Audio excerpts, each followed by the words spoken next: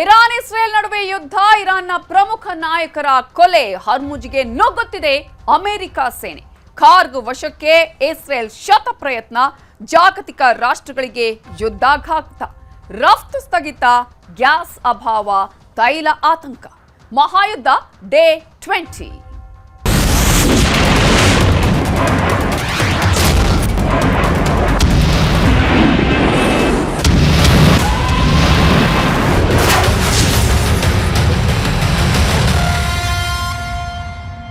ತೈಲ ಘಟಕಗಳನ್ನು ಗುರಿಯಾಗಿಸಿ ಇರಾನ್ ಡ್ರೋನ್ ದಾಳಿಯನ್ನ ಮಾಡಿದ್ದು, ಅರಾಮ್ಕೋ ಬಳಿಕ ಸಮ್ರೈಫ್ ತೈಲ ಘಟಕದ ಮೇಲೆ ದಾಳಿಯನ್ನ ಮಾಡಲಾಗಿದೆ. ಹರ್ಮುಜ್ ಜಲಸಂಧಿಗೆ ಟೋಲ್ ವಿಧಿಸೋದಕ್ಕೆ ಈಗ ಇರಾನ್ ಪ್ಲಾನ್ ಅನ್ನ ಮಾಡಿಕೊಂಡಿದೆ. ಟೋಲ್ ಹಾಕಲು ಇರಾನ್ ಸಂಸತ್ ಸದಸ್ಯರು ಪ್ರಸ್ತಾವನೆಯನ್ನ ಕೊಟ್ಟಿದ್ದಾರೆ. ಅರಾಮ್ಕೋ ಬಳಿಕ ಸಮ್ರೈಫ್ ತೈಲ ಘಟಕದ ಮೇಲೂ ಕೂಡ ದಾಳಿಯಾಗಿದ್ದು, ತೈಲ ಘಟಕಗಳನ್ನೇ ಗುರಿಯಾಗಿಸಿ ಇರಾನ್ ಡ್ರೋನ್ ದಾಳಿಯನ್ನ ಮಾಡ್ತಾ ಇದೆ. ಹರ್ಮುಜ್ ಜಲಸಂಧಿಗೆ ಟೋಲ್ ವಿಧಿಸೋದಕ್ಕೆ ಇರಾನ್ ಪ್ಲಾನ್ ಮಾಡಿಕೊಂಡಿದ್ದು, ಟೋಲ್ ಹಾಕೋದಕ್ಕೆ ಇರಾನ್ ಸಂಸತ್ ಸದಸ್ಯರು ಪ್ರಸ್ತಾವನೆಯನ್ನ ಇಟ್ಟಿದ್ದಾರೆ. ಇಸ್ರೇಲ್ ಪ್ರಾಂತ್ಯದ ಕಡೆಗೆ ಮಿಸೈಲ್ ನುಗ್ಗಿಸಿದೆ ಇರಾನ್ ಸೇನೆ. ಈಗಾಗಲೇ ಇರಾನ್, ಇಸ್ರೇಲ್, ಅಮೆರಿಕ ನಡುವಿನ ಕದನ ವಿರಾಮ ಆಗುವ ಹಾಗೆ ಕಾಣಿಸ್ತಾ ಇಲ್ಲ. ಕದನ ವಿರಾಮದ ಮಾತು ಬಹಳ ದೂರನೇ ಉಳಿದು ಹೋಗಿದೆ. ಕಾರಣ, ದಿನದಿಂದ ದಿನಕ್ಕೆ ಈಗಾಗಲೇ ಯುದ್ಧದ ಪರಿಣಾಮಗಳನ್ನ ಸಾಕಷ್ಟು ಎದುರಿಸ್ತಾ ಇದೆ ಇರಾನ್ ಆಗಿರ್ಬೋದು, ಇಸ್ರೇಲ್ ಆಗಿರ್ಬೋದು. ಇಂತಹ ಸಂದರ್ಭದಲ್ಲಿ ಈಗಾಗಲೇ ಹರ್ಮುಜ್ ಜಲಸಂಧಿ ಇದೆಯಲ್ಲ, ಇದುವೇ ಎಲ್ಲಾ ದೇಶಗಳಿಗೂ ಕೂಡ ಆತಂಕಕ್ಕೆ ಕಾರಣ ಆಗಿರೋದು. ಕಾರಣ, ಇದರಿಂದಾನೇ ತೈಲಗಳು ಬರಬೇಕಾಗತ್ತೆ, ಇಲ್ಲಿಂದನೇ ಈ ಒಂದು ಮಾರ್ಗದಿಂದನೇ ಹಡಗುಗಳು ಬರಬೇಕಾಗತ್ತೆ. ಇಂತಹ ಸಂದರ್ಭದಲ್ಲಿ ಈ ಒಂದು ಯುದ್ಧದ ಪರಿಣಾಮ ಬೇರೆ ದೇಶಗಳ ಮೇಲೂ ಆಗ್ತಾ ಇದೆ. ಇದೀಗ ಇರಾನ್ ಪ್ರಮುಖವಾಗಿ ನಾವು ಗಮನಿಸಬೇಕಾಗಿರುವಂಥದ್ದು ತೈಲ ಘಟಕಗಳನ್ನೇ ಗುರಿಯಾಗಿಸಿ ಟಾರ್ಗೆಟ್ ಮಾಡಿಕೊಂಡು ದಾಳಿಯನ್ನ ಮಾಡ್ತಾ ಇದೆ. ಮತ್ತೊಂದು ಕಡೆ ಈಗಾಗಲೇ ಈ ಒಂದು ಹರ್ಮುಜ್ ಜಲಸಂಧಿಯನ್ನ ಕಂಟ್ರೋಲ್ ತಗೊಳ್ಳೋದಕ್ಕೆ ಅಮೆರಿಕ ಪ್ರಯತ್ನ ಪಡ್ತಾ ಇದೆಯಲ್ಲ, ಭಾಗಶಃ ಕಂಟ್ರೋಲ್ಗೆ ತೆಗೆದುಕೊಂಡಿದೆಯಲ್ಲ. ಈ ಹಿನ್ನೆಲೆಗೆ ಸಂಬಂಧಪಟ್ಟ ಹಾಗೆ ಜಲಸಂಧಿಗೆ ಟೋಲ್ ವಿಧಿಸೋದಕ್ಕೂ ಕೂಡ ಇರಾನ್ ಈಗ ಪ್ಲಾನ್ ಅನ್ನ ಮಾಡಿಕೊಂಡಿದೆ. ನಮ್ಮ ಅನುಮತಿ ಇಲ್ಲದೆ, ನಾವು ಕೊಡುವಂತಹ ಸೂಚನೆ ಇಲ್ಲದೆ ಯಾರು ಕೂಡ ಇಲ್ಲಿಂದ ಹೋಗೋದಕ್ಕೆ ಸಾಧ್ಯ ಇಲ್ಲ. ಯಾವ ಹಡಗುಗಳು ಬರುತ್ತೆ ಹೋಗುತ್ತೆ ಅನ್ನೋದು ನಮಗೆ ಒಂದು ಗೊತ್ತಾಗಬೇಕು, ಅಥವಾ ನಾವು ನಿರ್ಧಾರ ಮಾಡ್ತೀವಿ ಅನ್ನುವಂತಹ ವಿಚಾರವನ್ನ ಇರಾನ್ ಈಗ ತೆಗೆದುಕೊಂಡಿರುವಂಥದ್ದು. ಹಾಗಾಗಿ ಟೋಲ್ ಹಾಕಲು ಕೂಡ ಇರಾನ್ ಸಂಸತ್ ಸದಸ್ಯರು ಪ್ರಸ್ತಾವನೆಯನ್ನ ಇಟ್ಟಿದ್ದಾರೆ. ಇದೇ ವಿಚಾರಕ್ಕೆ ಸಂಬಂಧಪಟ್ಟ ಹಾಗೆ ಇನ್ನಷ್ಟು ಡೀಟೇಲ್ಸ್ ಅನ್ನ ಕೊಡೋದಕ್ಕೆ ನಮ್ಮ ನ್ಯೂಸ್ ಎಡಿಟರ್ ಆಗಿರುವಂತಹ ರಾಘವೇಂದ್ರ ಗುಡಿ ನೇರ ಸಂಪರ್ಕದಲ್ಲಿ ಜಾಯ್ನ್ ಆಗಿದ್ದಾರೆ. ರಾಘವೇಂದ್ರ ಗುಡಿ, ಈಗಾಗಲೇ 20ನೇ ದಿನದಲ್ಲೂ ಕೂಡ ಯುದ್ಧ ಇನ್ನೂ ಕಂಟಿನ್ಯೂ ಆಗ್ತಾ ಇದೆ. ಕದನ ವಿರಾಮದ ಮಾತೇ ಕಾಣಿಸ್ತಾ ಇಲ್ಲ. ಇಂತಹ ಸಂದರ್ಭದಲ್ಲಿ ಇದೀಗ ಇಸ್ರೇಲ್ನ ಮೇಲೆ ಯಾವ ರೀತಿಯಾಗಿ ಇರಾನ್ ಅಟ್ಯಾಕ್ ಅನ್ನ ಮಾಡಿದೆ, ಮತ್ತೊಂದು ಕಡೆ ಇರಾನ್ ಯಾವ ರೀತಿಯಾಗಿ ಹರ್ಮುಜ್ ಜಲಸಂಧಿಗೆ ಸಂಬಂಧಪಟ್ಟ ಹಾಗೆ ತೀರ್ಮಾನವನ್ನ ಕೈಗೊಳ್ತಾ ಇದೆ. ನವಿತಾ, ಈ 20ನೇ ದಿನದ ಯುದ್ಧದಲ್ಲೂ ಕೂಡ ಮುಂದುವರಿತಾ ಇರುವಂಥದ್ದು ನೇರವಾಗಿ ಅಮೆರಿಕದ ಮೇಲೆ ಅಲ್ಲದೆ ಇದ್ರು ಅಮೆರಿಕದ ಸ್ನೇಹ ರಾಷ್ಟ್ರಗಳು ಜೊತೆಗೆ ಅದು ಅವರ ಒಂದು ಅಸೆಟ್ಸ್ಗಳೇನಿದ್ದಾವೆ, ಅಂದರೆ ಈಗ ಅಮೆರಿಕದ ಇರ್ತಕ್ಕಂಥ ನೇವಿ ಇರ್ಬೋದು, ಅಥವಾ ನೌಕಾನೆಲೆ ಇರ್ಬೋದು, ಆರ್ಮಿ ನೆಲೆ ಇರ್ಬೋದು, ಅಥವಾ ಅವರ ಒಂದು ಈ ವಾಯುನೆಲೆ ಇರ್ಬೋದು, ಅವುಗಳನ್ನು ಟಾರ್ಗೆಟ್ ಮಾಡೋದ್ರ ಜೊತೆಗೆ ಈ ತೈಲ ಬಾವಿಗಳನ್ನು ಹಾಗೂ ತೈಲ ಘಟಕಗಳನ್ನು ಕೂಡ ಇರಾನ್ ಈಗ ಟಾರ್ಗೆಟನ್ನು ಮಾಡ್ತಾ ಇರುವಂಥದ್ದು. ನೋಡಿ, ನೀವೀಗ ಹರ್ಮುಜ್ ಜಲಸಂಧಿ ಬಗ್ಗೆ ನಾವೆಲ್ಲರೂ ಮಾತನಾಡ್ತಾ ಇದ್ದೀವಿ. ಯಾಕೆ ಅದು ಅಷ್ಟು ಮಹತ್ವವನ್ನು ಪಡೆದುಕೊಳ್ಳುತ್ತೆ? ಈಗ ಒಂದು ಕಡೆಯಿಂದ ದಾಳಿ ನಡೀತಾನೆ ಇದೆ, ಮತ್ತೊಂದು ಕಡೆಯಿಂದ ನೋಡ್ತಾ ಇದ್ರೆ ಹರ್ಮುಜ್ ಜಲಸಂಧಿ ವಿಚಾರ ಪ್ರತಿದಿನ ಚರ್ಚೆಗೆ ಬರ್ತಾ ಇರುವಂಥದ್ದು. ಯಾಕೆ ಅದು ಅಷ್ಟು ಮಹತ್ವವನ್ನು ಪಡೆದುಕೊಳ್ಳುತ್ತೆ ಅಂತ ನೋಡೋದಾದ್ರೆ ನವಿತಾ, ಪ್ರಮುಖವಾಗಿ ನಾವು ಅದರ ಒಂದು ಡಾಟಾಗಳನ್ನು ನೋಡ್ತಾ ಇದ್ರೆ ವಿಶ್ವದ 70% ತೈಲ ರಫ್ತು ಏನಾಗುತ್ತೆ, ಅಥವಾ ತೈಲ ರಫ್ತು ಆಗೋದು ಅಲ್ಲಿಂದ ಮತ್ತೆ ಆಮದಾಗುವಂಥ ದೇಶಗಳೇನಿದ್ದಾವೆ ಈ ಜಲಸಂಧಿ ಮೂಲಕವಾಗಿ ಅದರ ಲಾಭವನ್ನು ಪಡೆದುಕೊಳ್ಳುವಂಥದ್ದು. ಹಾಗಿದ್ರೆ ಈ ಜಲಸಂಧಿ ಅಂತ ಬಂದಾಗ ಅದೇನಾದ್ರು ಚಿಕ್ಕದಿದೆಯಾ, ದೊಡ್ಡದಿದೆಯಾ, ಹೇಗೆ ಇರಾನ್ ಅದನ್ನು ನಿಯಂತ್ರಣ ಮಾಡಬಹುದು ಅನ್ನುವಂಥ ಸಹಜವಾದಂಥ ಪ್ರಶ್ನೆಗಳು ಕೂಡ ಬರ್ತವೆ. ಈ ಜಲಸಂಧಿ ಎಷ್ಟು ಉದ್ದ ಇದೆ ಅಂತ ಗಮನಿಸಿದರೆ, ಜಲಸಂಧಿಯ ಉದ್ದವನ್ನು ನೋಡಿದರೆ ಸುಮಾರು 197 ಕಿಲೋಮೀಟರ್ನಷ್ಟು ಉದ್ದದ ಪ್ರದೇಶ ಈ ಜಲಸಂಧಿಯ ಮೂಲಕ ಬರುವಂಥದ್ದು. ಇನ್ನು ಈ ಜಲಸಂಧಿ ಅಗಲ ಎಷ್ಟು ಇದೆ ಅಂತ ನೋಡೋದಾದ್ರೆ ಸುಮಾರು 67 ಕಿಲೋಮೀಟರ್ನಿಂದ 33 ಕಿಲೋಮೀಟರ್ನಷ್ಟು, ಅಂದರೆ ಅಷ್ಟು ವೇರಿ ಆಗ್ತಾ ಇರುತ್ತೆ. ಕೆಲವು ಕಡೆ 67 ಕಿಲೋಮೀಟರ್ ಇದೆ, ಕೆಲವು ಕಡೆ ಕೇವಲ 33 ಕಿಲೋಮೀಟರ್ನಷ್ಟು ಅಗಲ ಇರುವಂಥದ್ದು. ಹೀಗಾಗಿ ಸಹಜವಾಗಿ ಎಷ್ಟೇ ಅತಿ ದೊಡ್ಡದಾಗಿರ್ತಕ್ಕಂಥ ಹಡಗುಗಳು ಸಾಗುವಾಗ ಆಳವಾದಂಥ ಸಾಗರ ಎಲ್ಲಿರುತ್ತೆ ಆ ಮೂಲಕವಾಗಿ ಸಾಗ್ತಾ ಇರುತ್ತೆ. ಒಂದು ವೇಳೆ ಅದನ್ನ ಬ್ಲಾಕೇಡ್ ಹಾಕಿದ್ರೆ ಯಾವುದೇ ದೇಶಗಳಿಗೂ ಕೂಡ ಅಲ್ಲಿಂದ ಮೂವ್ಮೆಂಟ್ ಆಗೋದಕ್ಕೆ ಸಾಧ್ಯನೇ ಆಗೋದಿಲ್ಲ. ಅದರ ಲಾಭವನ್ನ ಈಗ ಇರಾನ್ ಪಡೆದುಕೊಳ್ತಾ ಇರುವುದು. ನಾವು ಸಾಮಾನ್ಯವಾಗಿ ಕೇಳ್ತಿರ್ತೀವಿ, ಹೊಳೆ ಹರಿವ ನೀರಿಗೆ ದೊಣ್ಣೆ ನಾಯಕನ ಅಪ್ಪಣೆ ಬೇಕಾ ಅಂತ ಹೇಳಿ. ಆದ್ರೆ ಇಲ್ಲಿ ಆ ದೊಣ್ಣೆ ನಾಯಕ ಆಗಿರುವಂತ ಇರಾನ್ನ ಅಪ್ಪಣೆ ಬೇಕಾಗಿರುವಂತ ಸ್ಥಿತಿಯನ್ನ ನಿರ್ಮಾಣ ಮಾಡ್ತಾ ಇದೆ. ಯಾಕಂದ್ರೆ ಹರ್ಮುಜ್ ಜಲಸಂಧಿ ಮೂಲಕವಾಗಿ ಹೋಗುವಂತ ಹಡಗುಗಳಿಗೆ ಈಗ ಆಲ್ರೆಡಿ ನೋಡ್ತಿದ್ದೀವಿ, ಸಾಕಷ್ಟು ಕಡೆ ಟಾರ್ಗೆಟ್ ಅನ್ನ ಮಾಡಿದೆ, ದಾಳಿಯನ್ನ ಮಾಡಿದೆ ಇರಾನ್. ಆ ಇರಾನ್ ಅಲ್ಲಿ ಎಷ್ಟು ಗಟ್ಟಿಯಾಗಿ ನೆಲೆಯೂರಿದೆ ಅಂತ ನೋಡೋದಾದ್ರೆ ಕೇವಲ ಇರಾನ್ನ ನೌಕಾಸೇನೆ ಮಾತ್ರ ಅಲ್ಲ, ನೌಕಾಸೇನೆಯ ಅಧಿಕಾರಿಗಳು ಇದ್ದಾರೋ ಇಲ್ಲವೋ ಅವರು ಅಳವಡಿಸಿರ್ತಕ್ಕಂಥ ಈಗ ಸಿ ಮೈನ್ಸ್ ಗಳಿದಾವೆ, ಆಲ್ರೆಡಿ ಅವೆಲ್ಲ ಆಕ್ಟಿವ್ ಆಗಿದ್ದಾವೆ, ಟಾರ್ಪಿಡೋಗಳು ಆಕ್ಟಿವ್ ಆಗಿರುವಂತದ್ದು. ಹೀಗಾಗಿ ಯಾರು ಕೂಡ ಧೈರ್ಯ ಮಾಡೋದಕ್ಕೆ ಸಾಧ್ಯ ಆಗ್ತಾ ಇಲ್ಲ. ನಾವು ನೋಡಿ ಗಮನಿಸ್ತಾ ಇದ್ದೀವಿ, ಡೊನಾಲ್ಡ್ ಟ್ರಂಪ್ ಪದೇ ಪದೇ ಹೇಳ್ತಿದ್ದಾರೆ, ಹರ್ಮುಜ್ ಜಲಸಂಧಿಗೆ ನಾವು ಇಷ್ಟೇ ಹೋಗ್ತೀವಿ, ನಮ್ಮ ಸೇನೆಯನ್ನ ಕಳಿಸ್ತೀವಿ, ನಮ್ಮ ಮರೈನ್ಸ್ಗಳು ನಮ್ಮ ಕಮಾಂಡೋಗಳು ಹೋಗಿ ಅದನ್ನ ಖಾಲಿ ಮಾಡ್ತಾರೆ, ಅಲ್ಲಿ ಯಾರು ಕೂಡ ಸರಾಗವಾಗಿ ಒಂದು ಸಾಗಬಹುದು, ಆ ರೀತಿಯಾಗಿರ್ತಕ್ಕಂಥ ವಾತಾವರಣ ನಿರ್ಮಾಣ ಮಾಡ್ತಾರೆ ಅಂತೇಳಿ ನಿರಂತರವಾಗಿ ಟ್ರಂಪ್ ಹೇಳ್ತಾ ಇದ್ರು. ಯಾಕೆ ಸಾಧ್ಯ ಆಗ್ತಾ ಇಲ್ಲ ಅಂದ್ರೆ ಇದೇ ಕಾರಣ. ಮುಖ್ಯವಾಗಿ ಅಲ್ಲಿ ಮೋಸ್ಟ್ ಪವರ್ಫುಲ್ ಆಗಿರತಕ್ಕಂಥ ಒಂದು ಪ್ಲೇಸ್ ನಲ್ಲಿ ಈಗ ಇರಾನ್ ಇರುವಂತದ್ದು. ಇರಾನ್ಗೆ ಈಗ ಇರುವಂತ ಅವರ ಪರಿಸ್ಥಿತಿಯನ್ನ ಗಮನಿಸ್ತಾ ಬರೋಣ. ಕಳೆದ 20 ದಿನಗಳಲ್ಲಿ ಸರಿಸುಮಾರಾಗಿ 4 ರಿಂದ 5 ಸಾವಿರ ಟಾರ್ಗೆಟ್ ಗಳನ್ನ ಹಿಟ್ ಮಾಡಿದೆ ಅಮೆರಿಕ ಮತ್ತು ಇಸ್ರೇಲಿ ಸೇನೆಗಳು. ಸಾವಿರಾರು ಟನ್ ಅಷ್ಟು ಬಾಂಬ್ಗಳನ್ನ ಅಲ್ಲಿ ಹಾಕಲಾಗಿದೆ, ಮಿಸೈಲ್ ಗಳನ್ನ ಅಲ್ಲಿ ಹಾಕಲಾಗಿದೆ. ಕೇವಲ ಖಮೇನಿ ಮಾತ್ರ ಅಲ್ಲ, ಸಾವಿರಾರು ಜನ ಸಾವನ್ನಪ್ಪಿದ್ದಾರೆ. ಅವರ ಸಂಪೂರ್ಣವಾಗಿ ಆರ್ಥಿಕ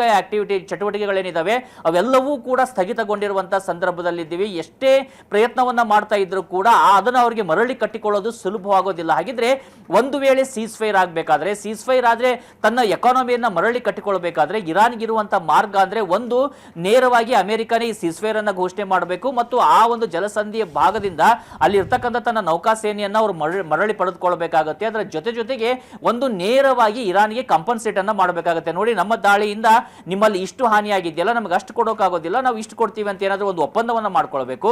ಇಲ್ಲದಿದ್ರೆ ಈಗ ಇರಾನ್ ಕೂಡ ಅವರಿಗೆ ಇರುವಂತಹ ಒಂದಿಷ್ಟು ಆಪ್ಷನ್ಸ್ ಗಳನ್ನ ನೋಡ್ತಾ ಇದ್ರೆ ಪ್ರತಿ ಹಡಗುಗಳಿಗೂ ಕೂಡ ಅಲ್ಲಿಂದ ತೆರಳುವಂತ ತೈಲದ ಹಡಗುಗಳು ಇರಬಹುದು ಅಥವಾ ಸರಕು ಸರಂಜನೆಯ ಹಡಗುಗಳಿರ್ಬೋದು, ಅವುಗಳಿಗೆ ಇಂತಿಷ್ಟು ಅಂತೇಳಿ ಏನಾದರೂ ಟಾರಿಫ್ ಅನ್ನ ಅವರು ಅಥವಾ ಒಂದು ಟೋಲ್ ಅನ್ನ ಫಿಕ್ಸ್ ಮಾಡ್ತಾ ಹೋದ್ರೆ ಅದರಿಂದನೂ ಕೂಡ ಅವರಿಗೆ ಆರ್ಥಿಕವಾಗಿ ಆದಾಯ ಬರುವಂತ ಸಾಧ್ಯತೆಗಳಿದ್ದಾವೆ. ಆದ್ರೆ ಇವೆಲ್ಲವೂ ಸಾಧ್ಯ ಆಗೋದು ಕೇವಲ ಶಾಂತಿ ಮೂಡಿದ್ರೆ ಮಾತ್ರ ಆಗಿದೆ. ಆ ಶಾಂತಿ ಮೂಡುತ್ತಾ ಅನ್ನುವಂತ ಪ್ರಶ್ನೆನೇ ಇವತ್ತಿರುವಂತದ್ದು. ನಿನ್ನೆ ಕತಾರ್ನಲ್ಲಿ ಅತಿ ದೊಡ್ಡದಾಗಿರ್ತಕ್ಕಂಥ LPG ಘಟಕ ಮ್ಯಾನುಫ್ಯಾಕ್ಚರಿಂಗ್ ಯೂನಿಟ್ ಏನಿದೆ ಅದರ ಮೇಲೆ ದಾಳಿಯನ್ನ ಇರಾನ್ ಮಾಡಿದೆ, ಇಸ್ರೇಲ್ ಮೇಲೆ ದಾಳಿಯನ್ನ ನಡೆಸ್ತಾ ಇದೆ.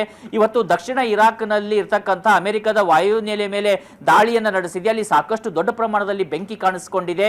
ಮತ್ತೊಂದು ಕಡೆಯಿಂದ ಇರಾನ್ ಮೇಲೂ ಕೂಡ ಅಷ್ಟೇ ದಾಳಿಯನ್ನ ನಡೆಸಲಾಗ್ತಾ ಇದೆ. ಅವರ ಒಂದು ಗುಪ್ತಚರ ಇಲಾಖೆಯ ಮುಖ್ಯಸ್ಥರನ್ನ ಹೊಡೆದುರುಳಿಸಲಾಗಿದೆ. ಖಮೇನಿಯ ಕಮಾಂಡರ್ಸ್, ಖಮೇನಿಯ ಪುತ್ರ ಜೂನಿಯರ್ ಖಮೇನಿ ಎಲ್ಲರನ್ನೂ ಕೂಡ ಹೊಡೆದಾಕುವಂತ ಪ್ರಯತ್ನವನ್ನ ಅಮೆರಿಕ ಮತ್ತು ಇಸ್ರೇಲ್ ಮಾಡ್ತಾ ಇದ್ದಾವೆ. ಆದ್ರೆ ಇವೆಲ್ಲದರ ಮಧ್ಯದಲ್ಲೂ ಕೂಡ ಈಗ ಪ್ರಮುಖವಾಗಿ ಚಿಂತೆಗೆ ಕಾರಣ ಆಗಿರುವಂತದ್ದು ತೈಲ ಘಟಕಗಳು, ಈ LPG ರೀತಿಯಾಗಿರ್ತಕ್ಕಂಥ ಮ್ಯಾನುಫ್ಯಾಕ್ಚರಿಂಗ್ ಯೂನಿಟ್ಗಳು, CNG ಮ್ಯಾನುಫ್ಯಾಕ್ಚರಿಂಗ್ ಯೂನಿಟ್ಗಳು, ಇವುಗಳು ಟಾರ್ಗೆಟ್ ಆಗ್ತಾ ಇರೋದು ಅತ್ಯಂತ ಕಸಿವಿಸಿಗೆ ಕಾರಣ ಆಗಿರುವಂತದ್ದು. ಅದೇ ಕಾರಣದಿಂದಾಗಿ ಡೊನಾಲ್ಡ್ ಟ್ರಂಪ್ ಕೂಡ ಇವತ್ತು ತನ್ನ ಪೋಸ್ಟ್ ನಲ್ಲಿ, ಅಧಿಕೃತ ಖಾತೆ ತನ್ನ ವಿಶ್ ಪೋಸ್ಟ್ ನಲ್ಲಿ ಒಂದು ಪೋಸ್ಟ್ ಅನ್ನ ಹಾಕಿದ್ದಾರೆ. ಆ ಪೋಸ್ಟ್ ನಲ್ಲಿ ಸ್ಪಷ್ಟವಾಗಿ ಅವರು ಹೇಳಿರುವಂತದ್ದು, ಇರಾನ್ ಮೇಲೆ ಇದ್ದಂತ ಇರಾನ್ನ ಗ್ಯಾಸ್ ಘಟಕದ ಮೇಲೆ ಏನಿದೆ ದಾಳಿ ಮಾಡಿರುವಂತದ್ದನ್ನ ನಾವು ಒಪ್ಪೋದಕ್ಕೆ ಸಾಧ್ಯ ಇಲ್ಲ. ನಮಗೆ ಹೇಳದೇನೆ ತನಗೆ ಮಧ್ಯಪ್ರಾಚ್ಯದಲ್ಲಿ ಆಗ್ತಾ ಇರುವಂತ ಇರಾನ್ ದಾಳಿಗೆ ಸಿಟ್ಟಿಗೆದ್ದಂತ ಇಸ್ರೇಲ್ ದಾಳಿಯನ್ನ ಮಾಡಿದೆ, ಅದನ್ನ ನಾವು ಒಪ್ಪೋದಕ್ಕೆ ಸಾಧ್ಯ ಇಲ್ಲ. ಈಗಲೂ ಕೂಡ ಕತಾರ್ ಮೇಲೆ ಇರಾನ್ ದಾಳಿಯನ್ನ ಮಾಡಿದೆ, ಆದ್ರೆ ಕತಾರ್ ಇದರಲ್ಲಿ ನಿರಪರಾಧಿಯಾಗಿದೆ, ಅವರಿಗೆ ಗೊತ್ತೇ ಇರಲಿಲ್ಲ ಇಲ್ಲಿ ಏನಾಗ್ತಾ ಇದೆ ಅಂತ ಹೇಳಿ. ಹೀಗಾಗಿ ಎರಡೂ ದೇಶಗಳು, ಇಸ್ರೇಲ್ ಮತ್ತು ಇರಾನ್ ಎರಡೂ ದೇಶಗಳು ನಾಗರಿಕರ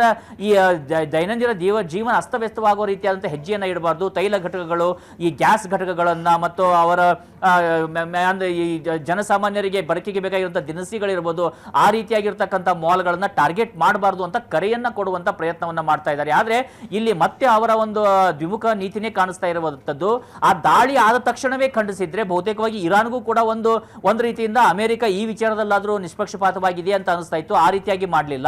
160 ಜನ ಅಲ್ಲಿ ಶಾಲಾ ಬಾಲಕಿಯರನ್ನ ಹತ್ಯೆ ಮಾಡಿದಾಗಲೂ ಅಮೆರಿಕ ಮಾತನಾಡಲಿಲ್ಲ.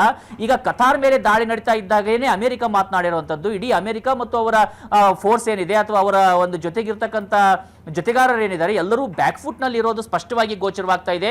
ಈಗಲಾದರೂ ಕೂಡ ಡೊನಾಲ್ಡ್ ಟ್ರಂಪ್ ಮೇಲೆ ಎಲ್ಲರೂ ಒತ್ತಡವನ್ನ ಹೇರಿ ಸೀಸ್ ಫೈರ್ ಅನ್ನು ಅಮೆರಿಕ ಘೋಷಣೆ ಮಾಡದೇ ಇದ್ದಂತ ಪಕ್ಷದಲ್ಲಿ ಮುಂಬರುವಂತಹ ದಿನಗಳಲ್ಲಿ ಪ್ರತಿ ಬ್ಯಾರೆಲ್ ತೈಲಕ್ಕೆ $300 ಕ್ರಾಸ್ ಆಗುವಂತ ಎಲ್ಲ ಸಾಧ್ಯತೆಗಳು ಇದಾವೆ. LPG ಸಿಗೋದು ಕೂಡ ಕಷ್ಟ ಆಗುತ್ತೆ, CNG ಲಭ್ಯವಾಗೋದು ಕಷ್ಟ ಆಗುತ್ತೆ. ವಿಶ್ವದ ಬಹುತೇಕ ಆರ್ಥಿಕ ಶಕ್ತಿಗೆ ಕುಂದುವುದರ ಜೊತೆಗೆ ಈ ಬಡ ಮತ್ತು ಮಧ್ಯಮ ವರ್ಗದವರ ಬದುಕು ಕೂಡ ದುಸ್ತರವಾಗ್ತಾ ಹೋಗುತ್ತೆ. ಅದರ ಬಗ್ಗೆ ಇನ್ನಷ್ಟು ಮಾಹಿತಿನ ಪಡ್ಕೊಳ್ತೀನಿ ಕೂಡಿ ನಿಮ್ಮಿಂದ. ಇನ್ನು ಇರಾನ್ ಯುದ್ಧದಿಂದ ಗಲ್ಫ್ ರಾಷ್ಟ್ರಗಳಲ್ಲಿ ಸಂಕಷ್ಟ, ಗಲ್ಫ್ ರಾಷ್ಟ್ರಗಳ ನೆರವಿಗೆ ಧಾವಿಸಿದೆ ಈಗ ಭಾರತ ಸರ್ಕಾರ. 497 ಕೋಟಿಯ ಅಗತ್ಯ ವಸ್ತುಗಳ ಪೂರೈಕೆಗೆ ನಿರ್ಧಾರವನ್ನ ಭಾರತ ಮಾಡಿದೆ. ಇರಾನ್ ಯುದ್ಧದಿಂದ ಗಲ್ಫ್ ರಾಷ್ಟ್ರಗಳಲ್ಲಿ ಈಗ ದಿನದಿಂದ ದಿನಕ್ಕೆ ಸಂಕಷ್ಟ ಜಾಸ್ತಿ ಆಗ್ತಾ ಇದೆ. ಗಲ್ಫ್ ರಾಷ್ಟ್ರಗಳ ನೆರವಿಗೆ ಈ ಸಂದರ್ಭದಲ್ಲಿ ಧಾವಿಸಿದೆ ಭಾರತ ಸರ್ಕಾರ. 497 ಕೋಟಿ ಅಗತ್ಯ ವಸ್ತುಗಳ ಪೂರೈಕೆಗೆ ಭಾರತ ಸರ್ಕಾರ ನಿರ್ಧಾರ ಮಾಡಿದೆ. ಇಲ್ಲಿ ಗಲ್ಫ್ ರಾಷ್ಟ್ರಗಳ ರಫ್ತುದಾರರನ್ನ ಗುರಿಯಾಗಿಸಿ ಅವರಿಗೆ ನೆರವನ್ನ ನೀಡೋದಕ್ಕೆ ಭಾರತ ಇದೀಗ ತೀರ್ಮಾನ ಕೈಗೊಂಡಿದ್ದು, ಬಂದರುಗಳ ರಫ್ತುದಾರರಿಗೆ ಭಾರತ ರಿಲೀಫ್ ಪ್ಯಾಕೇಜ್ ಅನ್ನ ಘೋಷಣೆ ಮಾಡಿದೆ.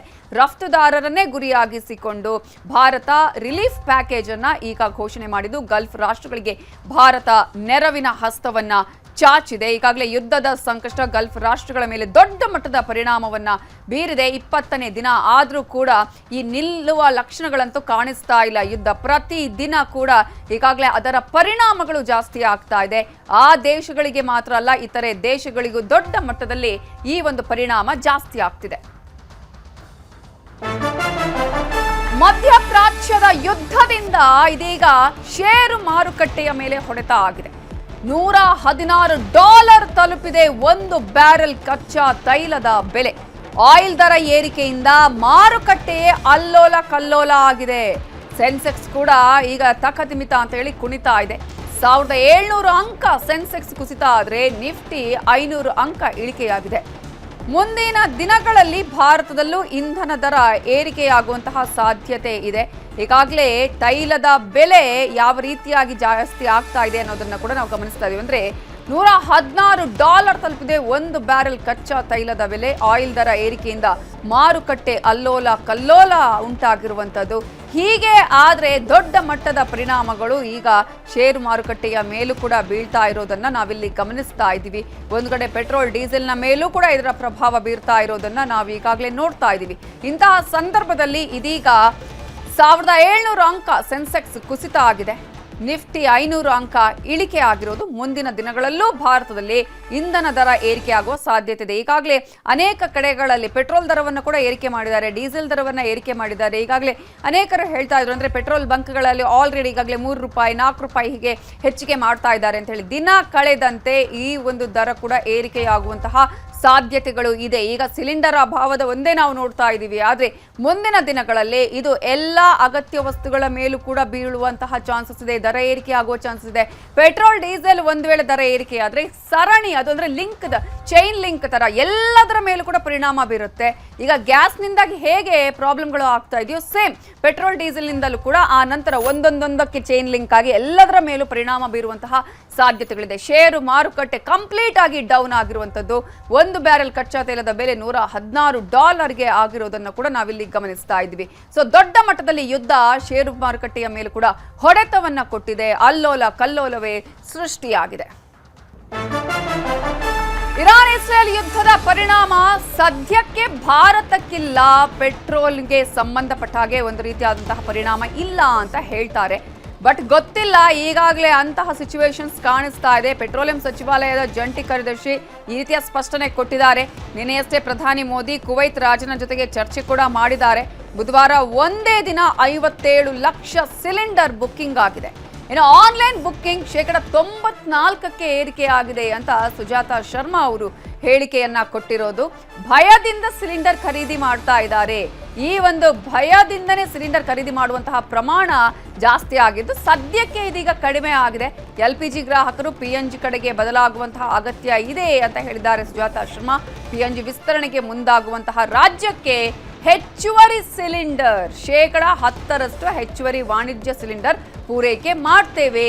ಅಗತ್ಯ ವಲಯಗಳಿಗೆ ಸಿಲಿಂಡರ್ ಪೂರೈಕೆ ಮಾಡಲು ಕೂಡ ಕೇಂದ್ರ ಸೂಚನೆಯನ್ನ ಕೊಟ್ಟಿದೆ. ಪರ್ಯಾಯ ಮಾರ್ಗಗಳು ಏನು ಅನ್ನೋದನ್ನ ಈಗ ನೋಡ್ಕೊಳ್ಳುವಂತಹ ಪರಿಸ್ಥಿತಿ ನಿರ್ಮಾಣ ಆಗಿದೆ. ಯಾವ ರೀತಿಯಾಗಿ ಸಿಲಿಂಡರ್ ಇಲ್ಲ ಅಂತ ಹೇಳಿ ಹೋಟೆಲ್ ಉದ್ಯಮದವರು ಈಗ ಸೌದೆ ಒಲೆಯ ಮೊರೆ ಹೋಗ್ತಾ ಇದ್ದಾರೋ ಅದೇ ರೀತಿಯಾಗಿ ಬೇರೆ ಬೇರೆ ವಿಚಾರಗಳಿಗೂ ಕೂಡ ಪರ್ಯಾಯ ಮಾರ್ಗಗಳನ್ನ ಕಂಡುಕೊಳ್ಬೇಕಾಗಿದೆ. Exports, the domestic consumption is a priority, and government will review, looking into the situation. LNG control order amendments, I will again say that in that control order the supplies to the domestic consumers has been prioritized, and that is still the case as on today. For others also the LNG is available. Yesterday also some question was asked on some captive power plant. So the answer to that is the same. I mean, the LNG is available. Those who want can contact GAIL or the marketing divisions of Indian Oil Corporation. And regarding online supplies, I am reiterating again and again on every day, our supplies have not dipped. Yesterday also it was, there was a booking, online book, I mean total booking of 56 lakhs and the supply was 55 lakhs. 54,91,000. Export. So ಈ ಎಲ್ಲ ಪರಿಣಾಮಗಳ ಬಗ್ಗೆ ಭಾರತದ ಮೇಲೆ ಆಗ್ತಾ ಇರುವಂತಹ ಪರಿಣಾಮಗಳು, ಪರ್ಯಾಯ ಮಾರ್ಗಗಳ ಬಗ್ಗೆ ಇನ್ನಷ್ಟು ಡೀಟೇಲ್ಸ್ ಅನ್ನ ಕೊಡೋದಕ್ಕೆ ಮತ್ತೆ ರಾಘವೇಂದ್ರ ಗುಡಿ ನೇರ ಸಂಪರ್ಕದಲ್ಲಿ ಜಾಯ್ನ್ ಆಗ್ತಾರೆ. ರಾಘವೇಂದ್ರ ಗುಡಿ, ಈಗಾಗಲೇ ಒಂದು ಕಡೆ ಷೇರು ಮಾರುಕಟ್ಟೆಗಳ ಮೇಲೆ ದೊಡ್ಡ ಪರಿಣಾಮ ಬೀರಿರುವಂತದ್ದು, ಮತ್ತೊಂದು ಕಡೆ ಈಗಾಗಲೇ ಪೆಟ್ರೋಲಿಯಂ ಸಚಿವಾಲಯ ಒಂದಷ್ಟು ಭರವಸೆಯನ್ನ ಕೊಡ್ತಾ ಇದೆ, ಯಾವುದೇ ರೀತಿಯ ಸಮಸ್ಯೆ ಇಲ್ಲಿ ಆಗೋದಿಲ್ಲ ಅನ್ನುವಂಥದ್ದು, ಯಾವ ರೀತಿಯ ಆತಂಕ ಬೇಡ ಅನ್ನುವಂಥದ್ದು. ಪರಿಣಾಮಗಳು, ಭಾರತ ತೆಗೆದುಕೊಂಡಿರುವಂತಹ ಕ್ರಮಗಳು, ಅದೇ ರೀತಿಯಾಗಿ ಇದರ ಪರಿಣಾಮವನ್ನು ಎದುರಿಸೋದಕ್ಕೆ ಭಾರತ ಯಾವ ರೀತಿಯಾಗಿ ತಯಾರಾಗಿದೆ? ನವಿತಾ, ನಾವು ಸಂಪೂರ್ಣವಾಗಿ ಭಾರತದ ಎನರ್ಜಿ ನೀಡ್ಸ್ ಏನಿದೆ, ಭಾರತದ 140 ಕೋಟಿ ಜನರ ಹೊಟ್ಟೆಯನ್ನು ತುಂಬಿಸಬೇಕು, ಅವರಿಗೆ ಒಂದು ಟ್ರಾನ್ಸ್ಪೋರ್ಟಿಗೆ ಸಹಾಯವಾಗಬೇಕು. ಈ ಒಂದು ಎನರ್ಜಿ ನೀಡ್ಸ್ ಭಾರತದ ನೋಡೋದಾದರೆ ನಾವು ಪ್ರತಿದಿನ ಸುಮಾರು 97,000 ಟನ್ನಷ್ಟು LPG ಅನ್ನು ಬಳಕೆ ಮಾಡುತ್ತೆ ಭಾರತ, ಇನ್ನು ಲಕ್ಷಾಂತರ ಲೀಟರ್ನಷ್ಟು ಪೆಟ್ರೋಲ್ ಮತ್ತು ಡೀಸೆಲ್ ಅನ್ನು ಬಳಕೆ ಮಾಡುತ್ತೆ. ಇವತ್ತು ಭಾರತ ಎಲ್ಲಿಂದ ತರಿಸಿಕೊಳ್ಳುತ್ತೆ ಅಂತ ಗಮನಿಸೋದಾದರೆ, ಭಾರತದಲ್ಲಿ ನಾವು ಇಲ್ಲಿ ನೇರವಾಗಿ ಭಾರತದಲ್ಲೇ LPG ಆಗಲಿ, CNG ಆಗಲಿ, ಪೆಟ್ರೋಲಿಯಂ ಪ್ರಾಡಕ್ಟ್ಸ್ ಆಗಲಿ ನಾವು ರಿಫೈನ್ ಮಾಡ್ತೀವಿ ಹೊರತು ಇಲ್ಲಿ ತಯಾರು ಮಾಡೋದಕ್ಕೆ ಅಥವಾ ಇಲ್ಲಿ ಅವುಗಳನ್ನು ನಮಗೆ ಸಿಗೋದಕ್ಕೆ ಆ ರೀತಿಯಾಗಿರ್ತಕ್ಕಂಥ ಇನ್ನು ಇಲ್ಲಿ ತೈಲ ಇದ್ದರೂ ಸಹಿತ ಅದನ್ನು ಎಕ್ಸ್ಟ್ರಾಕ್ಟ್ ಮಾಡೋದಕ್ಕೆ ಸಾಧ್ಯ ಆಗಿಲ್ಲ. ಹೀಗಾಗಿ ನಾವು ಬಹುತೇಕವಾಗಿ 97% ಹೊರದ ರಾಷ್ಟ್ರಗಳಿಂದನೇ ಆಮದು ಮಾಡ್ಕೊಳ್ಬೇಕಾಗತ್ತೆ. ಹೀಗೆ ಆಮದು ಮಾಡಿಕೊಳ್ಳುವಂಥ ತೈಲದ ವಿಚಾರಕ್ಕೆ ಬಂದರೆ ಇವತ್ತು 45 ರಾಷ್ಟ್ರಗಳಿಂದ ಭಾರತ ಪೆಟ್ರೋಲ್, ಡೀಸೆಲ್ ಮತ್ತು ಪೆಟ್ರೋಲಿಯಂ ಪ್ರಾಡಕ್ಟ್ ಅನ್ನ ಆಮದು ಮಾಡಿಕೊಳ್ಳುತ್ತೆ. ಹೀಗಾಗಿ ಈ ಯುದ್ಧದಿಂದ ನೇರವಾಗಿ ಪೆಟ್ರೋಲ್ ಮತ್ತು ಡೀಸೆಲ್ ಮೇಲೆ ಅಷ್ಟು ದೊಡ್ಡ ಪರಿಣಾಮ ಸದ್ಯಕ್ಕಂತೂ ಬೀರುವಂತಹ ಲಕ್ಷಣಗಳಿಲ್ಲ. ಯಾಕಂದ್ರೆ ನಾವು ಹರ್ಮುಜ್ ಜಲಸಂಧಿಯಿಂದಲೂ ಕೂಡ ಅತಿ ಹೆಚ್ಚು ಪ್ರಮಾಣದಲ್ಲಿ ಪೆಟ್ರೋಲ್ ಆಗಲಿ, ಡೀಸೆಲ್ ಆಗಲಿ ತರಿಸ್ಕೊಳ್ಳೋದಿಲ್ಲ. ನಮಗೆ ಇವತ್ತು ರಷ್ಯಾದಿಂದ ನಾವು ಅತಿ ಹೆಚ್ಚು ಪ್ರಮಾಣದಲ್ಲಿ ತರಿಸ್ಕೊಳ್ತಾ ಇದ್ದೀವಿ, ಅಮೆರಿಕದಿಂದ ತರಿಸ್ಕೊಳ್ತಾ ಇದ್ದೀವಿ, ಅದೇ ರೀತಿಯಾಗಿ ಕೊಲ್ಲಿ ರಾಷ್ಟ್ರಗಳು, ಇತರೆ ರಾಷ್ಟ್ರಗಳಿಂದ ತರಿಸ್ಕೊಳ್ತೀವಿ. ಈಗ ವೆನೆಜುವೆಲಾ ಆಯಿಲ್ ಕೂಡ ಭಾರತಕ್ಕೆ ಬರುತ್ತೆ ಅಂತ ಹೇಳಲಾಗ್ತಾ ಇದೆ. ಹೀಗಾಗಿ ಎಲ್ಲೆಲ್ಲ ಈಗ ತೈಲ ಲಭ್ಯ ಇದೆಯೋ ಬಹುತೇಕವಾಗಿ ಅಲ್ಲೆಲ್ಲ ಕೂಡ, ಈವನ್ ಬ್ರೆಜಿಲ್ನಂದರೂ ಕೂಡ ಭಾರತ ಈಗ ಆಮದನ್ನ ಮಾಡ್ಕೊಳ್ತಾ ಇದೆ. ಹೀಗಾಗಿ ತೈಲದ ವಿಚಾರಕ್ಕೆ ಬಂದರೆ ನಿಜಕ್ಕೂ ಕೂಡ ನಿಸ್ಸಂಶಯವಾಗಿ ಯಾರು ಕೂಡ ಭಯವನ್ನ ಬೀಳುವಂತ ಅಗತ್ಯ ಇಲ್ಲ. ಭಾರತಕ್ಕೆ ಇದ್ದಕ್ಕಿದ್ದಾಗಿ ಅದರ ಸ್ಕ್ಯಾರ್ಸಿಟಿ ಆಗುತ್ತೆ, ಅದರ ಅವಶ್ಯಕತೆ, ಅದರ ಪೂರೈಕೆ ಮಾಡೋದಕ್ಕೆ ಸಾಧ್ಯ ಆಗೋದಿಲ್ಲ ಅನ್ನುವಂಥ ಸನ್ನಿವೇಶ ಇಲ್ಲ. ಇನ್ನು ಎರಡನೇ ವಿಚಾರಕ್ಕೆ ಬಂದರೆ ಈ ಒಂದು LPG ವಿಚಾರಕ್ಕೆ ಖಂಡಿತವಾಗಿಯೂ ಚಾಲೆಂಜಸ್ ಇದೆ, CNG ವಿಚಾರದಲ್ಲಿ ಚಾಲೆಂಜಸ್ ಇದೆ. ಯಾಕಂದ್ರೆ CNG ವಿಚಾರಕ್ಕೆ ಬಂದರೆ ಇವತ್ತು ನಾವು ನೋಡ್ತೀವಿ ನಮ್ಮ ಬೆಂಗಳೂರಿನಲ್ಲಿರ್ತಕ್ಕ ಬಹುತೇಕವಾಗಿ ಆಟೋಗಳಿರ್ಬೋದು, ಟ್ಯಾಕ್ಸಿಗಳಿರ್ಬೋದು CNG ಮೇಲೆ ಡಿಪೆಂಡ್ ಆಗಿದ್ದಾವೆ. ನಾವು 47% CNG ಯನ್ನ ಕತಾರ್ 1ರಿಂದಲೇ ತರಿಸಿಕೊಳ್ಳೋದು. ಇವತ್ತು ಕತಾರ್ ಮೇಲೆಯೇ ದಾಳಿಯಾಗಿದೆ. ಅವರಿಗೆ ಸದ್ಯಕ್ಕೆ ಅದನ್ನು ರಫ್ತು ಮಾಡೋದಕ್ಕೆ ಸಾಧ್ಯ ಆಗುತ್ತೋ ಇಲ್ವೋ, ಅಲ್ಲಿಯ ದಾಳಿಯ ಪರಿಸ್ಥಿತಿ ಹೇಗಿದೆ ಅಂತ ಗೊತ್ತಿಲ್ಲ. ಯಾಕಂದ್ರೆ ನಮಗೆ ಈಗ ನೋಡ್ತಾ ಇರೋ ಹಾಗೆ LPG ಮತ್ತು CNG ಮ್ಯಾನುಫ್ಯಾಕ್ಚರಿಂಗ್ ಘಟಕ ಏನಿದೆ ಅದರ ಮೇಲೆ ದಾಳಿಯಾಗಿದೆ. ಆದರೆ ಆ ದಾಳಿಯ ಪ್ರಮಾಣ ಹೇಗಿದೆ, ಸಂಪೂರ್ಣವಾಗಿ ಅಲ್ಲಿರುವಂತಹ ಎಲ್ಲ ಒಂದು ಸ್ಟಾಕ್ ಏನಿದೆ ಸುಟ್ಟು ಹೋಗಿದೆಯಾ ಅಥವಾ ಒಂದು ಭಾಗಕ್ಕೆ ಮಾತ್ರ ಹಾನಿಯಾಗಿದೆಯಾ ಅನ್ನುವಂಥ ವಿಚಾರ ಒಂದಾದ್ರೆ, ಹರ್ಮುಜ್ ಜಲಸಂಧಿಯ ಒಂದು ವಿವಾದ ಬಗೆಹರಿಯೋ ತನಕ ಸರಾಗವಾಗಿ ಭಾರತಕ್ಕೆ ನಾವು LNG ಆಗಲಿ ಅಥವಾ LPG ಆಗಲಿ ರಫ್ತು ಆಮದು ಮಾಡ್ಕೊಳ್ಳೋದಕ್ಕೆ ಸಾಧ್ಯ ಆಗೋದಿಲ್ಲ. ಇವತ್ತು ನಮ್ಮ ವಿದೇಶಾಂಗ ಇಲಾಖೆ ಕೊಟ್ಟಂತ ಮಾಹಿತಿ ಪ್ರಕಾರ ಸುಮಾರು 22 ಹಡಗುಗಳು ಇವತ್ತು ಇನ್ನೂ ಕೂಡ ಅಲ್ಲಿ ವೇಟ್ ಮಾಡ್ತಾ ಇದ್ದಾವೆ ಕ್ಲಿಯರೆನ್ಸ್ ಸಿಗೋದಕ್ಕೆ, ಭಾರತಕ್ಕೆ ಬರೋದಕ್ಕೆ. ಕೇವಲ 2 ಹಡಗುಗಳು ಮಾತ್ರ ಬಂದು ತಲುಪಿರುವಂತದ್ದು. ಹೀಗಾಗಿ CNG ಮತ್ತು LPG ವಿಚಾರದಲ್ಲಿ ಖಂಡಿತವಾಗಿ ಕೂಡ ಸಮಸ್ಯೆಗಳಂತೂ ಇದ್ದಾವೆ, ಇಲ್ಲ ಅಂತ ಹೇಳೋದಕ್ಕಾಗೋದಿಲ್ಲ. ಆದರೆ ಇದು ಡಸಂಟ್ ಮೀನ್ ತುಂಬಾ ಜನ ಈ ಪ್ಯಾನಿಕ್ ಬುಕಿಂಗ್ ಅನ್ನ ಮಾಡುವಂತದ್ದು. ನೋಡಿ, ಇವತ್ತು ಕೊಟ್ಟಂತ ಮಾಹಿತಿಯನ್ನು ನೋಡೋದಾದ್ರೆ ನಾವು 47% ಆನ್ಲೈನ್ ಬುಕಿಂಗ್ ಆಗ್ತಾ ಇದ್ರೆ ಇದ್ದಕ್ಕಿದ್ದಾಗೆ ಅದರ 90ರ ಗಡಿಯನ್ನ ದಾಟಿದೆ. ಅಂದ್ರೆ ಜನರಿಗೆ ಒಂದು ರೀತಿಯಿಂದ ಭಯ, ಎಲ್ಲಿ ನಮಗೆ ಸಿಗುತ್ತೋ ಇಲ್ವೋ ತಗೊಂಡ್ಬಿಡೋಣ, ಬೇಕಾದ್ರೆ ಸ್ಟಾಕ್ ಇದ್ರೆ ಇರ್ಲಿ ಅಂತ. ನಾವು ಕೋವಿಡ್ ಟೈಮಲ್ಲೂ ಕೂಡ ಜನರು ಈ ರೀತಿಯಾಗಿ ಒಂದು ಪ್ಯಾನಿಕಿಗೆ ಒಳಗಾಗಿ ಏನೆಲ್ಲ ಎಡವಟ್ಟುಗಳನ್ನ ಮಾಡ್ಕೊಂಡ್ರು. ಸರ್ಕಾರಗಳು ಅದರದೇ ಆದಂತ ಒಂದಿಷ್ಟು ಕರ್ತವ್ಯ ಮಾಡ್ತಿರ್ತವೆ, ಅದರದ್ದು ಎಡವಟ್ಟು ಇರುತ್ತೆ ಅಂತಲ್ಲ. ಆದ್ರೆ ಜನರು ಕೂಡ ಒಂದು ಪ್ರಬುದ್ಧರಾಗಿ ಸ್ಪಂದಿಸಬೇಕಾಗುತ್ತೆ. ಯುದ್ಧದ ಸನ್ನಿವೇಶ ಅಂದಾಗ ಅದು ಯಾವುದೇ ಒಬ್ಬ ನಾಯಕನ ಮೇಲೆ ಡಿಪೆಂಡ್ ಆಗಿರೋದಿಲ್ಲ, ಒಂದು ದೇಶದ ಮೇಲೆ ಡಿಪೆಂಡ್ ಆಗಿರೋದಿಲ್ಲ. ಇವತ್ತು ನೋಡಿ, ನಾವು ಮೊದಲನೇ ನಾವು ಹೇಳ್ತೀವಿ ನಾವು ಸ್ವತಂತ್ರ ರಾಷ್ಟ್ರ ಅಥವಾ ಸಾರ್ವಭೌಮ ರಾಷ್ಟ್ರ ಅಂತ ಎಲ್ಲ ರಾಷ್ಟ್ರಗಳು ಹೇಳಿಕೊಂಡ್ರು. ಎನರ್ಜಿ ನೀಡ್ಸ್ ಅಂತ ಬಂದಾಗ, ಕೆಲವೊಂದಿಷ್ಟು ವಸ್ತುಗಳ ನೀಡ್ಸ್ ಅಂತ ಬಂದಾಗ ಸಾಕಷ್ಟು ಇಂಟರ್ ಡಿಪೆಂಡೆನ್ಸಿ ಇದೆ. ಬೇರೆ ಬೇರೆ ರಾಷ್ಟ್ರಗಳ ಮೇಲೆಲ್ಲ ನಾವು ಡಿಪೆಂಡ್ ಇದ್ದೀವಿ. ಅದೇ ರೀತಿಯಾಗಿ ನಮ್ಮ ಮೇಲೆ ಕೂಡ ಸಾಕಷ್ಟು ರಾಷ್ಟ್ರಗಳು ಡಿಪೆಂಡ್ ಇರೋದನ್ನ ಕೂಡ ಗಮನಿಸ್ತಾ ಇದ್ದೀವಿ. ಇವೆಲ್ಲ ವಿಚಾರಗಳನ್ನ ನಾವು ನೋಡ್ತಾ ಹೋಗೋದಾದ್ರೆ ಖಂಡಿತವಾಗಿ ಪ್ಯಾನಿಕ್ ಬುಕಿಂಗಿನ ಅವಶ್ಯಕತೆ ಇಲ್ಲ. ಎಷ್ಟು ಅವಶ್ಯಕತೆ ಇದೆ ಅಷ್ಟು ಬುಕಿಂಗ್ ಅನ್ನ ಮಾಡ್ಕೊಳ್ತಾ ಇದ್ರೆ ಮುಂಬರುವಂತಹ ಹಂತದಲ್ಲಿ ಮತ್ತೆ ಸರ್ಕಾರದ ಮೇಲೆ ಕೂಡ ತೀವ್ರವಾದಂತಹ ಒತ್ತಡ ಬರೋದಿಲ್ಲ. ಯಾಕಂದ್ರೆ ಒಂದು ಪೂರೈಕೆ ಮಾಡೋದ್ರ ಜೊತೆಗೆ ಅದನ್ನ ಸೋರ್ಸ್ ಮಾಡೋದು ಕೂಡ ಅತಿ ದೊಡ್ಡದಾಗಿರ್ತಕ್ಕಂಥ ಚಾಲೆಂಜ್ ಆಗಿರುತ್ತೆ. ಇನ್ನೊಂದು ವಿಚಾರಕ್ಕೆ ಬಂದಾಗ ಇವಿಷ್ಟೆಲ್ಲ ಯುದ್ಧ ನಡೀತಾ ಇದ್ರೆ ಸ್ಟೆಬಿಲೈಸಿಂಗ್ ಫ್ಯಾಕ್ಟರ್ ಯಾರು ಆಗಬಹುದು ಅನ್ನುವಂಥ ಚರ್ಚೆಗಳು ಕೂಡ ನಡೀತಾ ಇದ್ದಾವೆ. ಸ್ಲೋಲಿ ಆಗಿ ಮತ್ತು ನಿಧಾನವಾಗಿ ಕೂಡ ಭಾರತ ಆ ಒಂದು ಪಾತ್ರವನ್ನ ವಹಿಸುವಂತ ಎಲ್ಲ ಲಕ್ಷಣಗಳು ಕೂಡ ಈಗ ಸದ್ಯಕ್ಕೆ ಕಂಡು ಬರ್ತಾ ಇದ್ದಾವೆ. ನಾವು ಇವತ್ತು ಅಮೆರಿಕನ್ ಪಾಡ್ಕಾಸ್ಟ್ ಅಲ್ಲಿ ನೋಡ್ತಿದೀವಿ, ಸಾಕಷ್ಟು ಅಲ್ಲಿ ಇರತಕ್ಕಂಥ ರಿಟೈರ್ಡ್ CIA ಆಫೀಸರ್ಸ್ ಇರ್ಬೋದು, ಕಮಾಂಡರ್ಸ್ ಇರ್ಬೋದು, ಮೋದಿ ಇದರಲ್ಲಿ ಇನ್ವಾಲ್ವ್ ಆದ್ರೆ, ಭಾರತ ಇನ್ವಾಲ್ವ್ ಆದ್ರೆ ಒಂದು ರೀತಿಯಿಂದ ಸೀಸ್ಫೈರ್ಗೆ ಅವಕಾಶ ಆಗಬಹುದು ಅಂತ. ಇದನ್ನ ಸುಮ್ಮನೆ ಮಾತುಗಳು ಬರ್ತಿಲ್ಲ. ಇವತ್ತಿನ ಡೆವಲಪ್ಮೆಂಟ್ ಗಳನ್ನೇ ನೋಡ್ತಾ ಇದ್ರೆ ನಾವು ಇತರೆ ರಾಷ್ಟ್ರಗಳಿಗೆ, ಅದರಲ್ಲೂ ಕೊಲ್ಲಿ ರಾಷ್ಟ್ರಗಳು ಮತ್ತು ಇರಾನ್ ಎರಡಕ್ಕೂ ಕೂಡ ಅಗತ್ಯ ವಸ್ತುಗಳನ್ನ ರಫ್ತು ಮಾಡಲಾಗ್ತಾ ಇದೆ. ಅಲ್ಲಿರ್ತಕ್ಕಂಥ ಜನರಿಗೆ ಬೇಕಾಗಿರ್ತಕ್ಕಂಥ ಅವಶ್ಯಕತೆಗಳಿದ್ದಾವೆ, ಅದನ್ನು ಪೂರೈಸಿ ಮಾಡುವಂತ ಪ್ರಯತ್ನವನ್ನ ಭಾರತ ಮಾಡ್ತಿದೆ. ಹೀಗಾಗಿ ಎಲ್ಲ ರಾಷ್ಟ್ರಗಳು ಇವತ್ತು ಭಾರತಕ್ಕೆ ಥ್ಯಾಂಕ್ ಯು, ಅವರು ಭಾರತ ನಮ್ಮ ಫ್ರೆಂಡ್ ಅಂತ ಹೇಳ್ತಾ ಇರಬೇಕಾದ್ರೆ ಭಾರತದ ಒಂದು ಲಿವರೇಜ್ ಅನ್ನ ಬಳಸಿಕೊಂಡ್ರು ಕೂಡ ಇಲ್ಲಿ ಒಂದು ಏನೋ ಶಾಂತಿ ನೆಲೆಸುವಂತ ದೂರದಲ್ಲೆಲ್ಲ ಒಂದು ಬೆಳಕಿನ ಕಿರಣ ಅಂತೂ ಕಾಣಿಸ್ತಾ ಇದೆ. ನವಿತಾ, ಥ್ಯಾಂಕ್ ಯು ರಾಘವೇಂದ್ರ ಗುಡಿ ಡೀಟೇಲ್ಸ್ಗೆ. ಗ್ಯಾಸ್ ಸಿಗದೆ ಸೌದೆ ಒಲೆಯಲ್ಲಿ ತಯಾರಾಗ್ತಾ ಇದೆ ಹೋಳಿಗೆ. ಸೌದೆ ಒಲೆಯಲ್ಲಿ ಬರೋಬ್ಬರಿ 4,000 ಹೋಳಿಗೆಯನ್ನ ತಯಾರಿ ಮಾಡಲಾಗಿದೆ. ಮಲ್ಲೇಶ್ವರದ ಹಳ್ಳಿ ಮನೆ ಹೋಟೆಲ್ನಲ್ಲಿ ಹಬ್ಬದೂಟಕ್ಕೆ ಜನ ಸಾಗರ. ಊಟಕ್ಕಾಗಿ ಸುಮಾರು ಅರ್ಧ ಕಿಲೋಮೀಟರ್ ಕ್ಯೂ ನಿಂತಿದ್ರು ಜನ. ಕಮರ್ಷಿಯಲ್ ಗ್ಯಾಸ್ ಸಿಲಿಂಡರ್ ಅಭಾವದಲ್ಲೂ ಕೂಡ ಹಬ್ಬದ ಸಂಭ್ರಮ. ಇಲ್ಲಿ ಎಲ್ಲೋ ಯುದ್ಧ ಆಗ್ತಾ ಇದೆ, ಬಟ್ ನಮ್ಮ ಹಬ್ಬ ಯಾವುದೇ ರೀತಿಯಲ್ಲೂ ಕಡಿಮೆ ಆಗಬಾರ್ದು. ಜೊತೆಗೆ ಯುಗಾದಿ ವರ್ಷಕ್ಕೆ ಒಂದೇ ಸಲ ಬರುವುದು, ಇದು ತುಂಬ ಚೆನ್ನಾಗಾಗಬೇಕು. ಯಾಕಂತ ಹೇಳಿದ್ರೆ ಬೇವು ಬೆಲ್ಲದ ರೀತಿಯಲ್ಲಿ ಕಹಿಗಳು ಹೋಗಬೇಕು, ನಾವು ಖುಷಿ ಆಗಿರಬೇಕು, ಈ ದಿನದಿಂದಲೇ ನಮ್ಮ ಬಾಳು ಚೆನ್ನಾಗಿರಬೇಕು ಅನ್ನುವಂತಹ ಒಂದು ಹಿನ್ನೆಲೆಯಲ್ಲಿ ಎಲ್ಲರೂ ಕೂಡ ಆಲ್ಮೋಸ್ಟ್ ಹೋಟೆಲ್ಗಳಿಗೆ ಬಂದು ಕೆಲವರು ಅಲ್ಲಿ ಊಟವನ್ನ ಮಾಡೋದಕ್ಕೆ ಬಂದಿದ್ರು, ಕ್ಯೂ ಇದ್ರು. ಹೋಟೆಲ್ ಗ್ರಾಹಕರಿಗೆ ತೊಂದರೆ ಆಗದಂತೆ ಹೋಳಿಗೆಯನ್ನು ಕೂಡ ರೆಡಿ ಮಾಡಿದ್ದಾರೆ ಹೋಟೆಲ್ನವರು. ಇವತ್ತು ಬೆಳಗ್ಗೆ 10:30 ಹಂಗೆ ಬಂದು ಹೋದೆ, ಬಂದು ನೋಡ್ಕೊಂಡು ಹೋದೆ. ಮಧ್ಯಾಹ್ನ ಆರಾಮ ಬರೋಣ, ಬಂದು ಊಟ ಮಾಡ್ಕೊಂಡು ಹೋಗೋಣ ಅಂತ. ಇಲ್ಲಿ ನೋಡಿದರೆ 1-1.5 ಕಿಲೋಮೀಟರ್ ಮೇಲೆ ಕ್ಯೂ ನಿಂತ್ಕೊಂಡಿದ್ದಾರೆ. ಆ್ಯಕ್ಚುಲಿ ಆನ್ಲೈನಲ್ಲಿ ಆರ್ಡರ್ ಮಾಡೋಣ ಅಂತ ಅಂದ್ಕೊಂಡೆ ಫಸ್ಟ್ಗೆ, ಬಟ್ ಆನ್ಲೈನ್ ಎಲ್ಲೂ ಸಿಗ್ತಾ ಇಲ್ಲ. ಸೊ ಮೇನ್ ಪ್ರಾಬ್ಲಮ್ ಏನಂತಂದರೆ ಗ್ಯಾಸ್ ಇಲ್ಲದೆ ಇರೋದು. ಈಗ ಎಲ್ಲ ಸೌದೆ ಒಲೆ ಮೊರೆ ಹೋಗ್ತಿದ್ದಾರೆ. ಅಂದರೆ ಹೆಂಗೆ ಅಂತಂದರೆ ಮುಂದೆ ಹಿಂದಿನ ಕಾಲದಲ್ಲಿ ಯಾವ ಥರ ಇತ್ತು, ಸೊ ಅದೇ ಥರ ಈಗ ಮತ್ತೆ ವಾಪಸ್ ಸೌದೆ ಒಲೆ.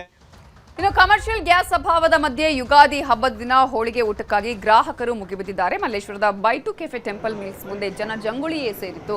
ಅರ್ಧ ಗಂಟೆ ಕಾದ ಬಳಿಕ ಹೋಳಿಗೆ ಊಟ ಮಾಡಿ ಸಂಭ್ರಮಿಸಿದ್ದಾರೆ ಜನ. ಇದರ ಬಗ್ಗೆ ನಮ್ಮ ರಿಪೋರ್ಟರ್ ಜನರನ್ನ ಮಾತನಾಡಿಸಿದ್ದಾರೆ.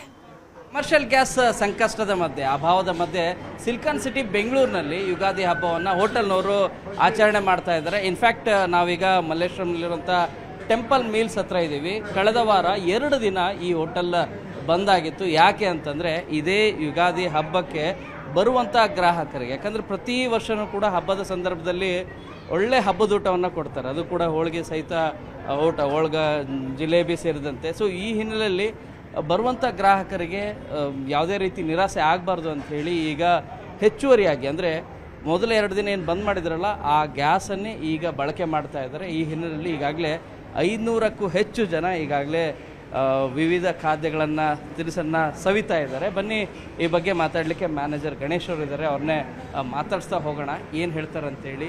ಸರ್, ಕಳೆದ ವಾರ 2 ದಿನ ಬಂದಿತ್ತು. ಕಳೆದ ವಾರ 2 ದಿನ ಗ್ಯಾಸ್ ಅಭಾವದಿಂದ ಏನು ಅಂದರೆ ಹಬ್ಬಕ್ಕೆ ಗ್ರಾಹಕರಿಗೆ ತೊಂದರೆ ಮಾಡಬಾರ್ದು ಅನ್ನೋ ಉದ್ದೇಶದಿಂದ ನಾವು ಒಂದು 2 ಸಿಲಿಂಡರ್ಗಳನ್ನು ತೆಗೆದಿಟ್ಟು ಯುಗಾದಿ ಹಬ್ಬವನ್ನು ಆಚರಣೆ ಮಾಡ್ತಾಯಿದ್ವಿ. ನಮ್ಮದು ಹಬ್ಬಕ್ಕೆ ಕ್ಯಾರಿಯರ್ ಅತಿ ಹೆಚ್ಚು ಹೋಗ್ತಾ ಇತ್ತು, ಅಂದರೆ ಒಂದು 300-400 ಕ್ಯಾರಿಯರ್ ಹೋಗ್ತಾ ಇತ್ತು.